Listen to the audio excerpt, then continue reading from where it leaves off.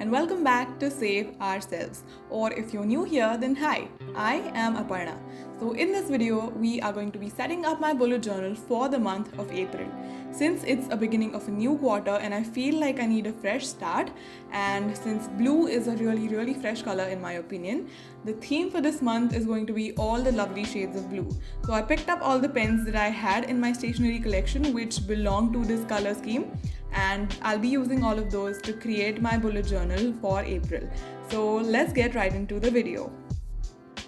The first spread that we have is a cover page for April that sets the tone of the rest of the spreads, and I put in one of my artwork that I had created previously and just stuck it in the middle of the spread, and I just wrote out the word April underneath it in order to highlight that artwork. And on the right hand side I have my goals and affirmations section. So for this month I'm setting about 3 or 4 goals in all the aspects of my life, and alongside that I have affirmations that I want to remind myself every day in my life.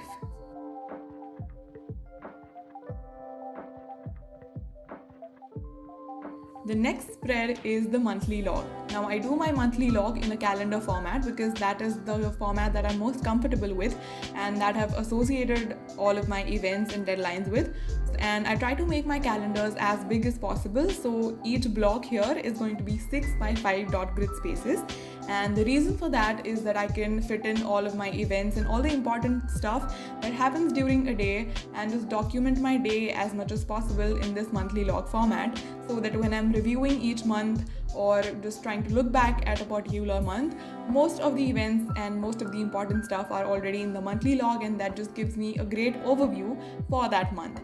And I really liked how this calendar format turned out because it's very in with the theme and it also is minimal at the same time, which I really love.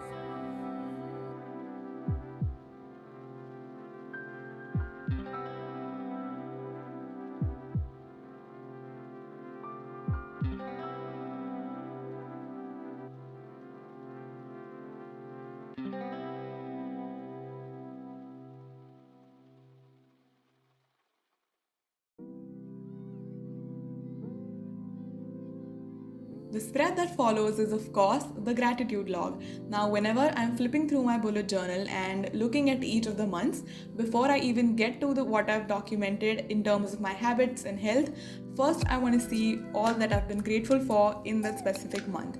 And that is why my gratitude log always comes before my habit and health trackers. And since it's been proven so helpful for me in terms of my mental health and my overall outlook towards life, it has become a non-negotiable part of my bullet journal, and I always follow up the monthly log with a gratitude log. I always like to document everything that I've been grateful for during the day, and it's just amazing to see how many different things you can be grateful for in your everyday life. And I've been doing this for about 7 to 8 months now, and I can really see the difference that it has made in my life, and it'll continue to do so as long as I have this gratitude log in my bullet journal.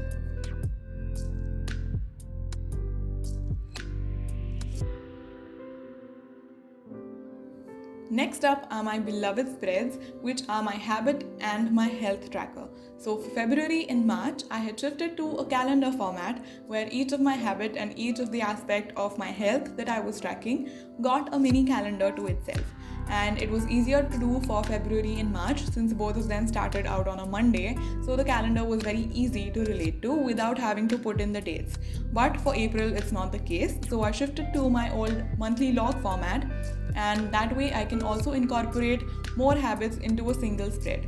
So for this month I'm tracking about 10 habits, and the habits that I track are usually a mix of things that I need to keep a log of. For example, how many times I'm doing my laundry in a month, and also mixed with a few things that I want to get better at. So for example, reducing my screen time. So these will be mixed in my habit trackers depending on how many things I want to track for that month. And same goes for with my health. If I'm taking any kind of medicines, I would like to track those, and I would also like to track how I felt overall that day physically and mentally, and maybe track my sleep during some months depending on how my sleep quality has been lately, and so on and so forth. So you can track whatever works out for you and whatever you want to keep a log of, or the things you want to get better at.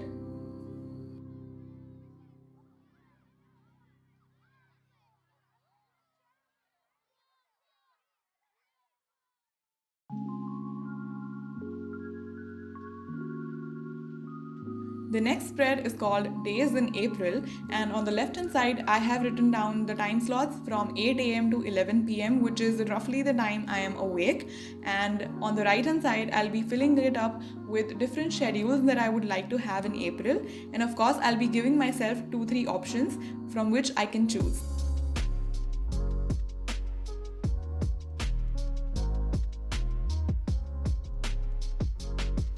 And lastly comes my weekly spread. Now, since April starts on a Thursday, I have made a small calendar from Thursday to Sunday for this mini week that's left.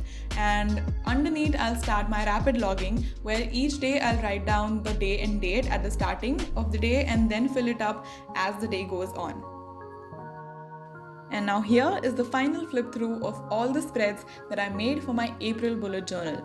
I'm really glad that I chose blue as the main color for the month, because through all of the spreads that I made, it really brought out the boost of freshness that I was looking for April. And I hope that you liked all of these spreads too. I am fortunate that I could find a lot of pens and a bunch of washi tapes in different shades of blue in the collection that I already have with me, so I didn't have to go out of my way looking for different shades to match with this color, because since blue is such a basic and popular color, most of the brands do make pens in all the different shades of blue that are available. And yeah, if you like this video, do give it a thumbs up and consider subscribing to my channel for more content on productivity, self-help, organization and bullet journaling. I'll see you next week. Bye bye.